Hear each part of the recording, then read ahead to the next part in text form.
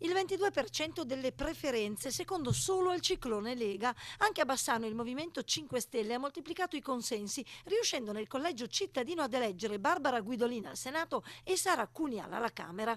Saranno proprio loro a portare a Roma le istanze del bassanese, rappresentato dalle due esponenti pentastellate e dal leghista Germano Racchella.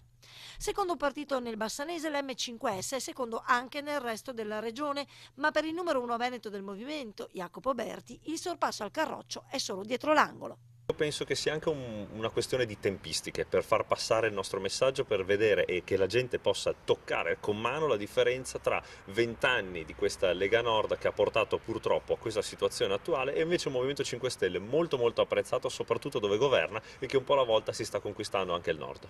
Una vittoria importante dunque quella del partito di Di Maio, alle prese ora con la governabilità del paese. Arrivati a questo punto per Berti è ipotizzabile l'idea di un accordo con altre forze politiche? Abbiamo sempre detto non si fanno alleanze e non ne faremo perché non possiamo metterci vicino con chi ha distrutto questo paese.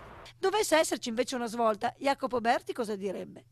Che questa svolta io sono sicuro che non ci sarà assolutamente. E allora i 5 Stelle come intendono risolvere quella che sembra ora una difficile impasse? Al di là degli inciuci esistono i programmi, esistono le convergenze programmatiche, paroloni per dire che noi abbiamo messo sul tavolo delle proposte concrete che servono all'Italia e agli italiani. Chi ha voglia di mettersi a disposizione dei cittadini, le firmi e le voti, e chi invece pensa solamente alla propria poltrona, al tornaconto o a piazzare l'amico a qualche parte, mi dispiace, ma non potrà mai parlare con noi.